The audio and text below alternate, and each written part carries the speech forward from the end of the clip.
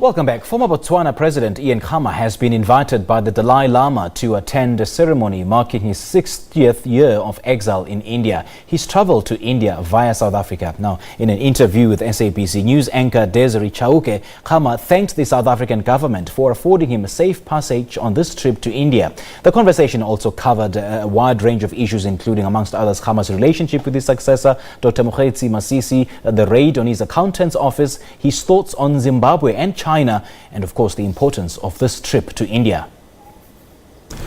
I think it's very important because His Holiness the Dalai Lama has done so much in trying to spread the word, the good word for humankind.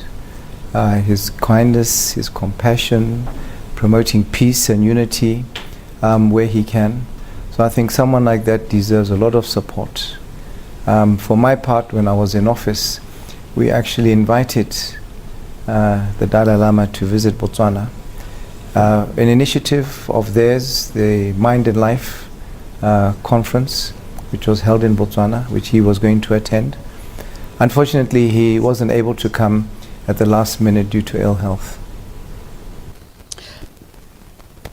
You have a role now as a former president of Botswana.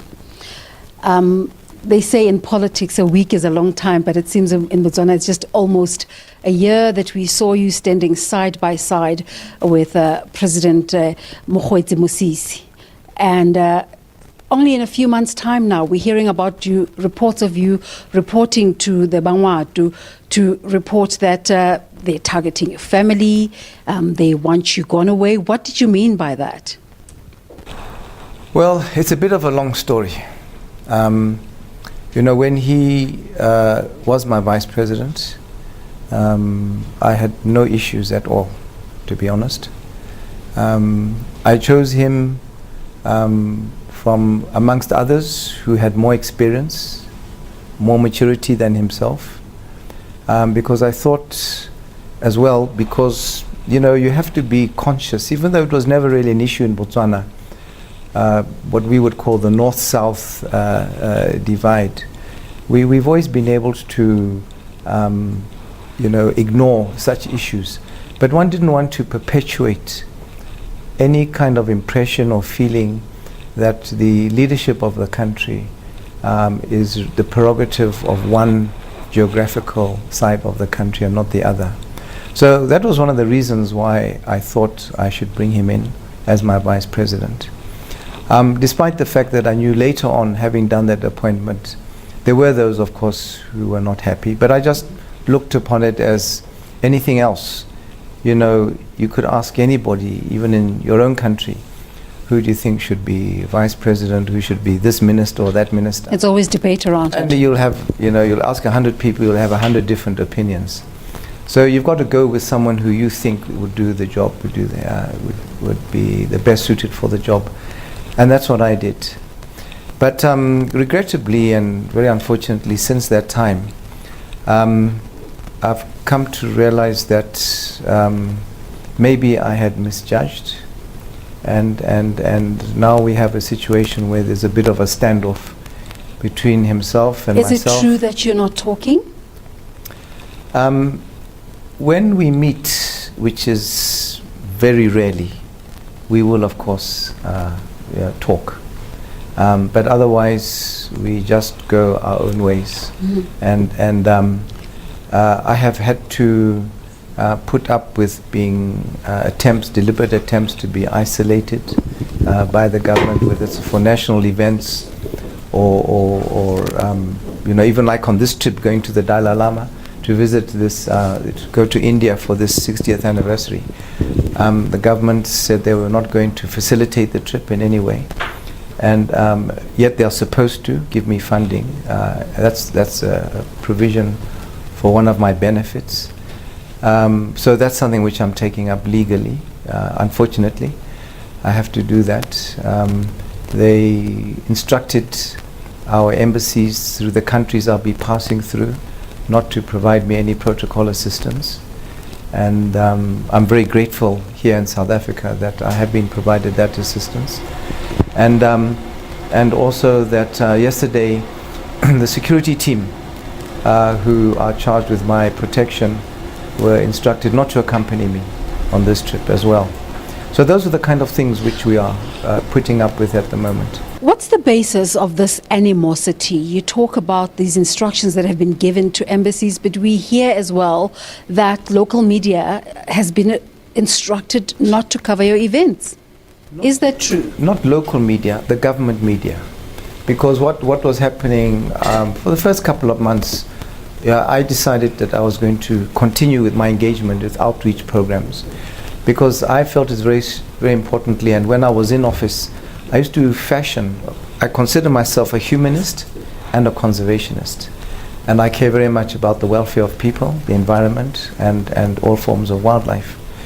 And I said I wanted to continue in that role even afterwards. So I said, people are not just going to see me disappear off the face of the earth once I leave office. I want to continue. For as long as there are disadvantaged people in our country, I will continue to try and improve their lives. And that's what I've been doing. Is there any truth to latest reports that there's a chance that regulations to ban elephant culling could be overturned? No, it's not a ban of elephant culling. It's to overturn the ban on hunting, because we banned hunting several years ago, and there were specific reasons why we did that. And one of the first things he indicated was that he wanted to overturn that ban, and there was talk of consideration of culling of elephants, and that's something I also have a big problem with, because again, when he was my vice president, this was never an issue between us. He never mentioned that shouldn't we lift the ban, shouldn't we do culling. So he's the president now. He doesn't have to. He doesn't answer to me. Do he doesn't recognize him? Of course. And his authority. He's the president. I've been there. If anyone should recognize that he's the president, it should be me, because I've been there. And but it's just a bit strange that someone who worked with you, who supported what you were doing, who agreed with things that you were doing, would suddenly do this about face. But like I say, he doesn't answer to me. He's the president now. He can introduce whatever policies he likes. But one feels a bit hurt and put out that what we've spent many years building, and the successes we've had, and our reputation is known when it comes to conservation and as a democracy, to see that starting to go into reverse, that is something which one can't just sit by and let happen. Which other areas do you feel are being reversed, especially the ones we don't know about? One that comes to mind right now, our interview comes at the back of International Women's Day. Ms. Belunomi Muitoi. Yes, Vincent Muitoi. There's a story there about her being removed from her position as a minister because she had expressed an intention to challenge the #1 office. You were seen to be working a lot towards the improvement of gender relations in Botswana. Do you feel that that is being reversed as well? And which other areas do you feel in terms of your legacy? Well, I won't say that. No, there's a reversal in the recognition of trying to ensure that we have gender equality in our country. I, of course, try to play my part as much as possible to promote women in various sectors, especially in the public sector, which I had direct control over, and hope that would influence others to follow suit in the country, which I believe it did. But the issue you mentioned about her being dropped as a cabinet minister was not so much, I think, because she was a woman. It was more because of his intolerance of having an opponent. I mean, you take this country, for example, your president, when he was deputy president, and when he was in a contest with Mazuma, and after he emerged victorious, he actually elevated her and put her in the presidency as a minister. Whereas on our side, the reverse happened. A minister was fired because she dared to stand against him, and that is immaturity. It's political intolerance. And had he rather reached out and said, "Oh no, you're welcome, my sister," and made the best person win, the opposite happened, and she now has to be looking over her shoulders all the time. They've got and people from the intelligence departments following her around, you know, when she travels around the country. So that's just not an atmosphere that we are used to in Botswana. Yes. You know, and there's a lot of intimidation and fear, and like I say, it's just upsetting that What after would be everything the we've end done. game, though, in fighting a person such as yourself? You've already served your time in office. I'm not sure I follow your line of. What would the current president hope to achieve by having this, directing this animosity towards you? Well, not a lot actually, because right now the ruling party is very much divided, and I'm aware that a lot of people are very unhappy. It's caused a kind of uncertainty in the country going forward. I've heard that there have even been some investors who said, look, we want to hold on because we're not sure where this is heading. So we really need to get this thing sorted out sooner, much sooner rather than later. One of your other legacies is your refusal to engage with former President Robert Mugabe's Zimbabwe. And recently you have been quoted as warning Zimbabwe not to deal with China, and really watch who they deal with in terms of investors, and that they must make sure that the people they bring in must have the interests of Zimbabwe at heart.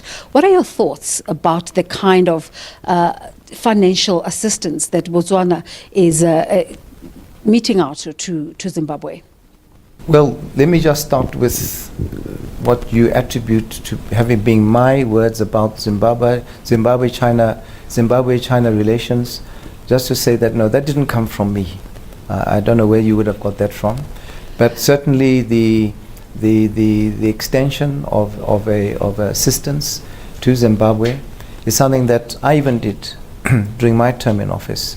Also, we did. We reported a lot during your time. We extended a line of credit because fractured relations. Because for the same reason, as a democracy, Botswana is a democracy, and what we want for our people, the observance of human rights, for them to have and enjoy their freedoms. As a member of the international community, we would like to influence that.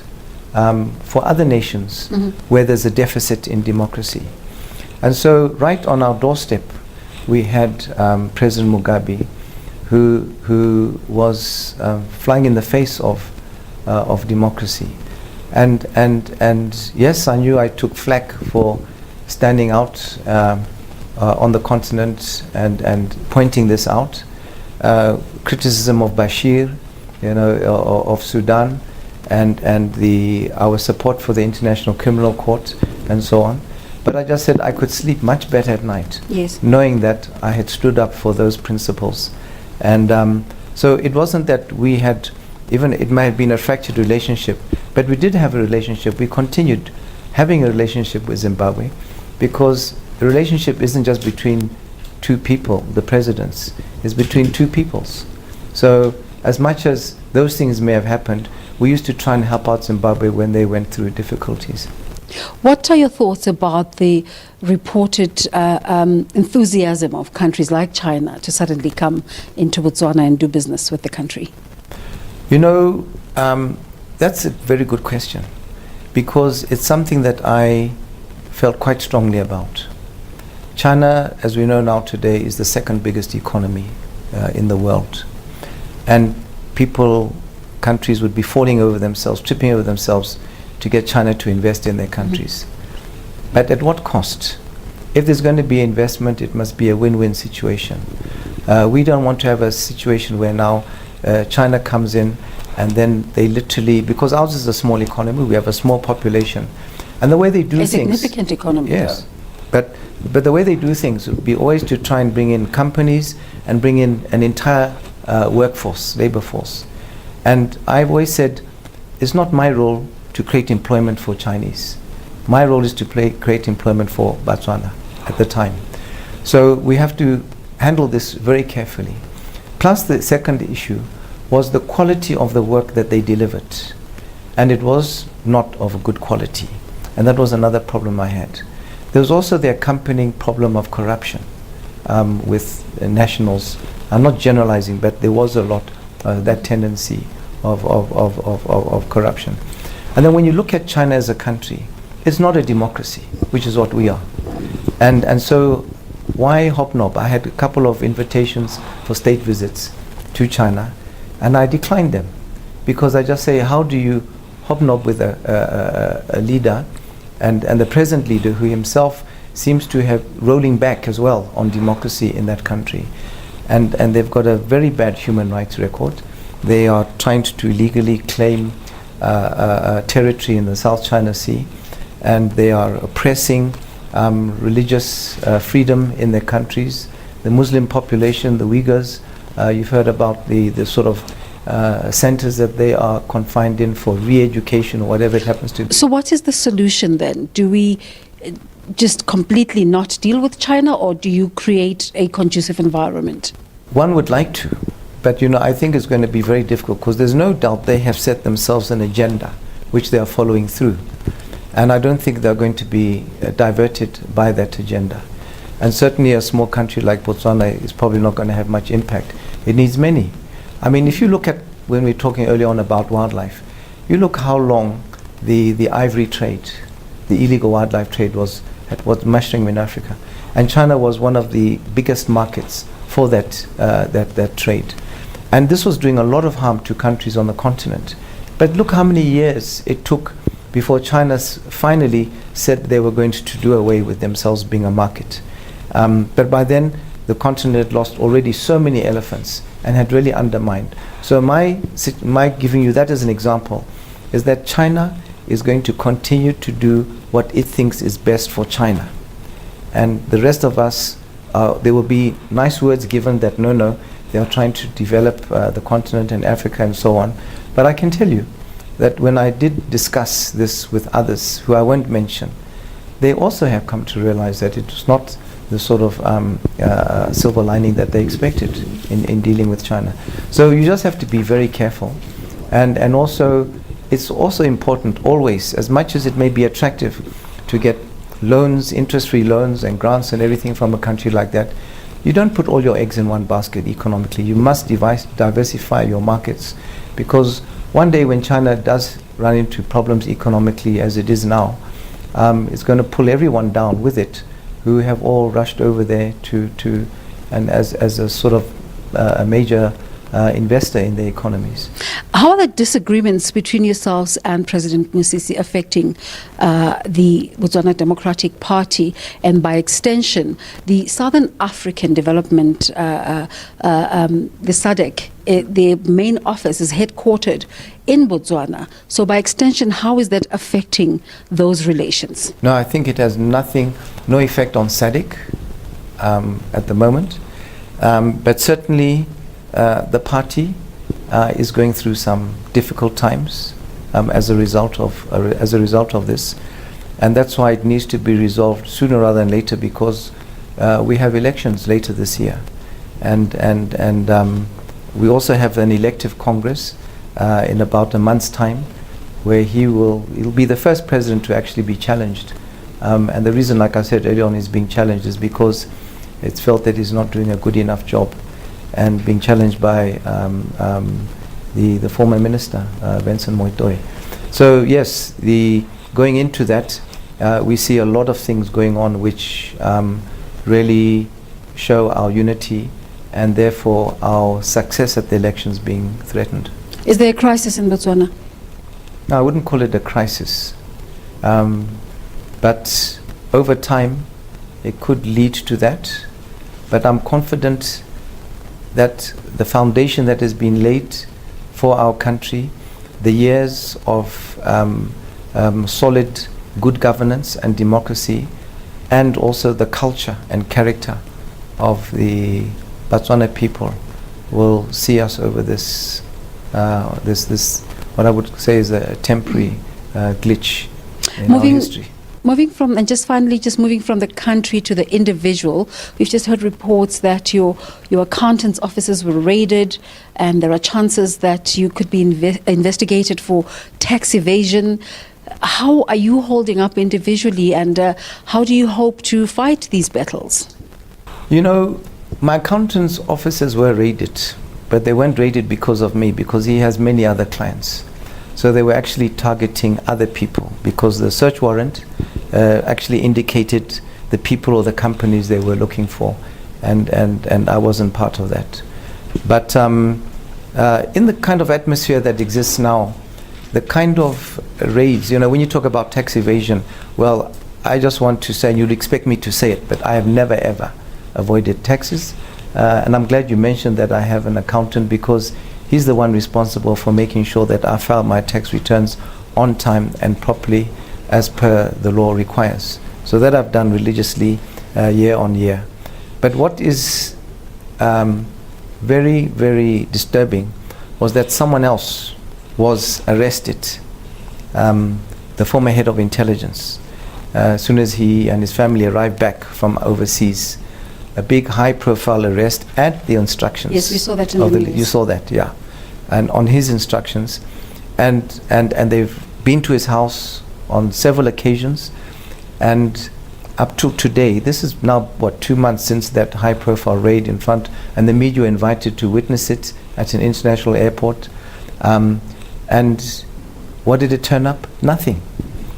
So you would have thought, from my experience, both in the security agencies, having served there, and my time in government, that when you have a kind of high-profile arrest of that nature, you've definitely got something on the person you're arresting. But up to now, zero. But this is just the kind of situation we are now going through in the country, which we've never seen before. You're not only a former president, but your family is held in high regard in Botswana. How is the extended family holding up with these turn of events? Well, obviously being family, they're not happy about it. We discuss it quite often.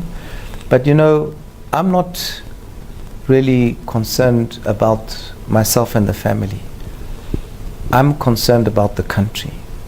Because I don't want the 10 years as president and the 10 years as vice president before that was for me an investment in ensuring that I should move with others to move our country up the ladder. And to see that now starting to come apart, we just cannot allow that to happen by any means. You're about to travel to India. Are you certain that you'll be able to return back home without any glitches? Yes. No, things haven't gone that bad yet. Yeah, they haven't gone. I would hope so. But certainly, yeah. No, I don't think things are like that. But I'm coming home one way or the other anyway. What would you like to say to President Masisi? I would like him to be that person I thought I knew when he was my vice president. Because really, at that time, we were almost like brothers. You know, we were close. I couldn't really fault him as my vice president. And despite what others were telling me about him, I just didn't see it. And so I took bullets for him.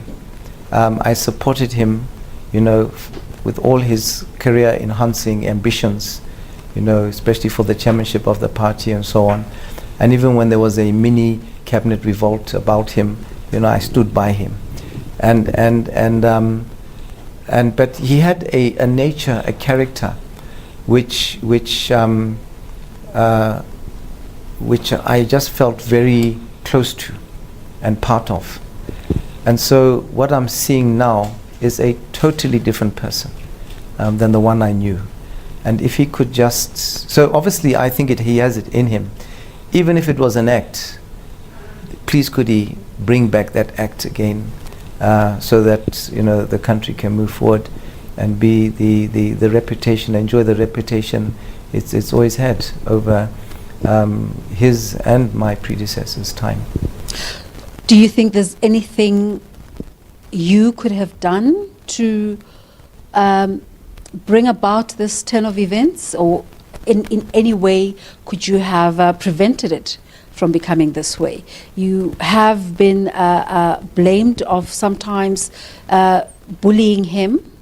I don't know if that is true. You can tell us. Bullying him since he became president. There are reports that you want him to appoint certain people, Mr. Khama, and some reports saying that you want him to appoint your brother. That appointment of Mr. Khama, again, I don't know where that comes from. He is a member of parliament. He happens to be leading the campaign for the former minister Vincent Moitoi's campaign for the presidency. He's the one who mentioned my brother, that I was upset that he hadn't appointed my brother as the vice president. You know, I've said to people, and I've said it publicly, having been the president, I know it is the prerogative of the president to appoint whoever he wants in cabinet. So, yes, for me it would have been nice for my brother to have been appointed, but I'm adult enough, mature enough to know that, you know, he can appoint whoever he wants. And, you know, if anyone should be upset, it should be my brother, surely. So why should I carry that feeling of being let down on my brother's behalf? I don't. I'm getting on and doing my own things. My brother's there. He's decided he will serve in his cabinet and serve the country, and good luck to him. Khama, thank you so much for the opportunity. We really are truly honored. Just what do you think are Mem Moitoi's chances going into that party congress? Right now they're looking pretty good. And the better the chances, you know, it was slow at the beginning, but now the momentum for her is picking up very well. And when I last spoke to her and Mr. Khama, who you refer to now, they are very confident of success.